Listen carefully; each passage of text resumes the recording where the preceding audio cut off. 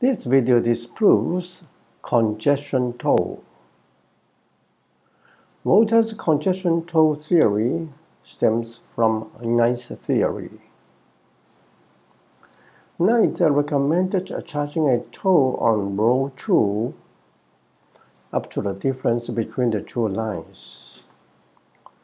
When row 2's coastline started to climb, he reduced the toll correspondingly. Instead of following Knight to reduce the toll against the rising cost, Volta increased it. To make his theory look economics, Volta inserted a demand curve into Knight's model. Since x is an increasing function, there can be a marginal curve above it. Suppose the current traffic quantity is T, which also stands for congestion. A toll of the difference between MC and X will discourage some drivers and will reduce traffic to T pi.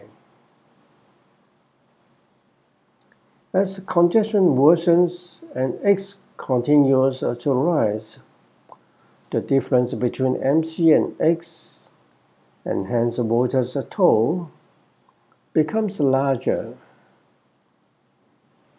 He even claimed that his toll was a marginal cost pricing and represented efficiency. As MC is generally treated as a supply, his theory also looks like a demand-supply model. That is Volta's theory. However, Volta's theory is full of errors and mistakes. Number 1, if T pi were really the targeted optimum, the correct toll should be the one up to the intersection of the D line and the MC. Volta had overshot the target and should come to the same equilibrium price after a cobweb odyssey. Such equilibrium price is also what the marginal cost pricing should be, in contrast to some monopoly pricing. Volta had abused the concept of marginal cost pricing, which does not mean anywhere on the marginal curve. Number 3, Volta's equilibrium traffic quantity is unstable. For a T pi, he must impose another toll to discourage some other drivers and to reduce more traffic quantity, and the cycle will go on and on. Number 4, Volta treated the MC as a traffic supply curve.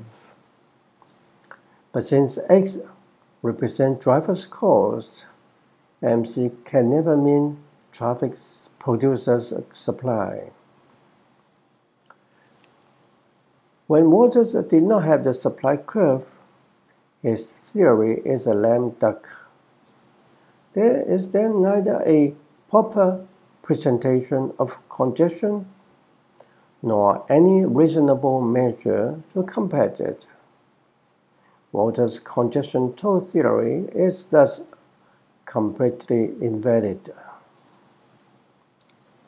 Number 5, Volta was misled by the teaching of Ricardo that a vertical line stands for fixed quantity, which in this case for a row. Accordingly, when the row capacity is met, there is congestion. But he mistook row for traffic. Row is a fixture for traffic, like factory for iPhone production. Row is not traffic. just like factory is not iPhone. As proved above, driver's cost does not constitute traffic supply. Two questions. How can driver's cost be modeled?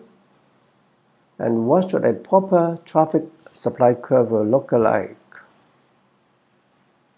Number one, driver's costs can only be manifested in their demand behavior. When the cost is higher, they demand less traffic quantity. Number two, a proper traffic supply should mean the increase of traffic quantity when the traffic price, not cost, is higher. Here is a positive traffic supply curve and a negative demand curve. Usually, there is excess supply, as most of the time a road is not fully filled. A toll will result in even larger excess supply. Such excess supply and larger excess supply may be taken by congestion economies to bring about the success of their policy. But it is just like a gunman shooting the air to boast his accuracy. Excess supply is also a necessary condition for smooth traffic flow. That is why highway needs 2 or more lanes so that faster cars can overtake. The second or third lane functions like the excess supply. Some countries impose a speed limit on such a lane and destroy this function. Excess supply is a fact of life for most products or markets. Once a road becomes fully packed due to accidents, road maintenance, speed control, or even increase of demand, the excess supply disappears and traffic cannot flow smoothly anymore. Then the number of cars flowing drops drastically. That is, the supply curve shifts to the left. When the supply curve eventually cuts the demand curve at zero quantity, traffic even comes to a standstill where no car can move. At that quantity, the demand curve becomes vertical, where quantity cannot be further reduced upon higher cost, not even upon more toll. When there is already congestion, congestion toll is like trying to revive a dead horse by shooting it.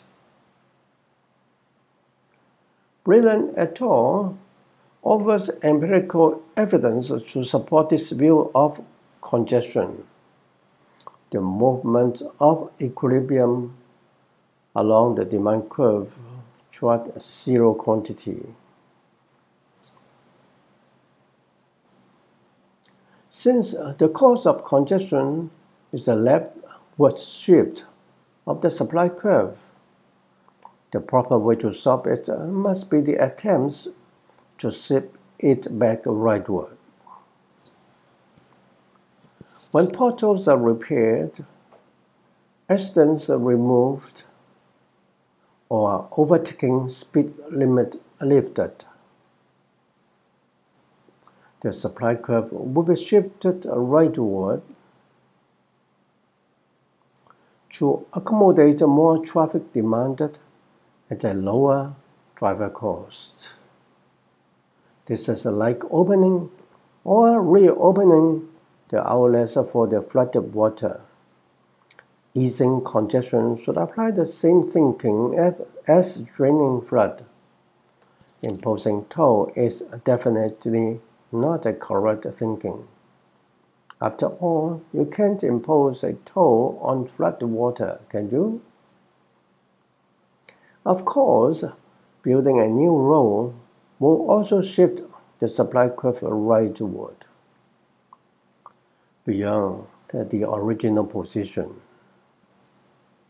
And it's especially suitable for solving congestion caused by increase of demand. Thank you for viewing.